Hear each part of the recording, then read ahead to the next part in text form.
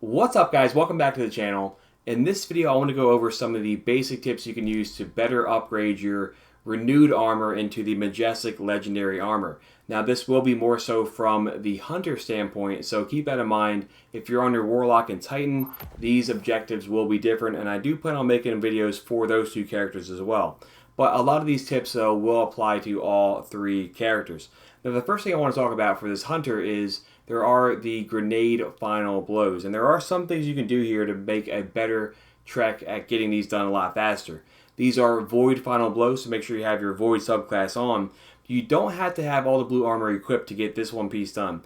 I could switch over to different armor that has the ordnance mod on there. I think I have a couple pieces of armor that have that particular mod, but that's going to be really helpful here to get your grenade back a lot faster.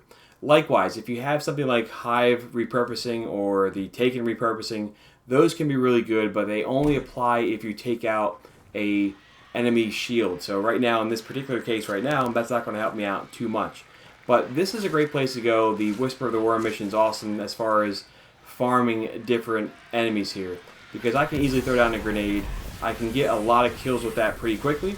And the fact of the matter is, these guys keep spawning over and over again. So it'll be a great way for me to quickly get done those 200 kills. Like I said, I can always switch over to a different weapon here, and I can throw down a grenade. If you have your super back, you'll get that grenade back right away, and this will be an easy way to knock this out really quickly.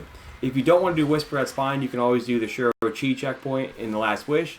You could even do Escalation Protocol on Mars. Those are going to be great places to go because the enemies are relatively weak compared to what you're going up against, and because of the amount of enemies there. So the Hive Thralls and Escalation Protocol, the Taken enemies here, that's going to be a really good way of getting that grenade kill piece done.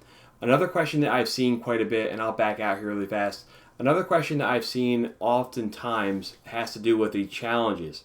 Now if I look here at my character on, I believe, the boots, you need 5 challenges done, and this has been something that a lot of people have been asking about. Now, basically what they mean by that is anything that is a milestone. So, more than likely, as you upgrade your armor from green to blue, you've done a lot of your challenges so far this week. So maybe your daily Crucible match, your daily Vanguard strike. So you may not have some of those done. You may have even gotten done a lot of the weekly ones as well. But anything that is a milestone will give you progress towards that. So things like the daily adventures, those will count. Things like the daily heroic stories. Once I get done those 3 missions, that will count towards that 5 challenges. Likewise, the Nightfall here will count. You could also do your Flashpoint, your heroic adventures here, so those will count towards it as well. Even things like the Dreaming City, those milestones will count towards that 5 challenges. So keep that in mind. It doesn't really give you a nice amount of information there, but that's what they mean when it comes to the 5 challenges. So that's been one question I've gotten quite a bit, so hopefully that gives you guys some help there as well. The other thing too, in the mini bosses for the EAZ, you notice here for my cloak, I need to defeat 100 mini bosses. Now, the problem with that, if I go to details here, the problem with that is I have to be the one who gets the kill. So it's not a team objective there. Those 100, I'm more or less competing with my fire team to get that piece done.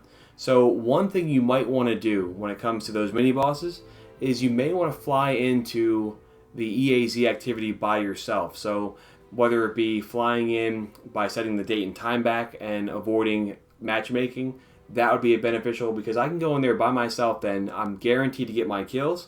And this is important. Once you get done the first piece there of getting all the mini bosses taken out, go to orbit and fly right back in, because it's more or less getting those done as fast as you can. And if you can save time by not taking out the final boss, that's going to help you get done those 100 mini bosses much, much faster. So keep that in mind there too. One thing I've seen people talk about as well when it comes to generating orbs, you could look for the Corrupted Strike via the Strike playlist. I can't fly in there right now and do this strike by itself. I'd have to get lucky and have it fly in via the Strike playlist. But some people have talked about, once the Corrupted Strike pops up there, is just, instead of doing the strike itself, popping over to Blind Well. You can easily make a lot of orbs by doing that.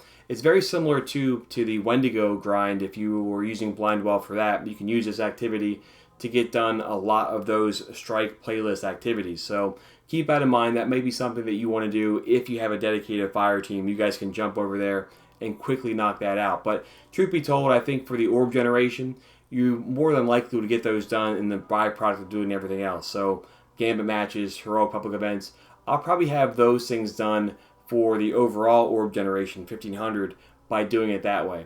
So I want to make this video, guys, and give you guys some more quick tips on that. Like I said, I will do one here for the Hunter and the Warlock, or I'm sorry, for the Titan and the Warlock once I get to that point. But I want to make this because this is a serious grind to get this armor. If this video is helpful, guys, please hit that like button. That'd be amazing. Even better, you know the deal. Subscribe, come back here for videos and live streams. I love when you guys do that, and I want to keep growing this channel. So thank you so much for that amazing support. You guys are the absolute best.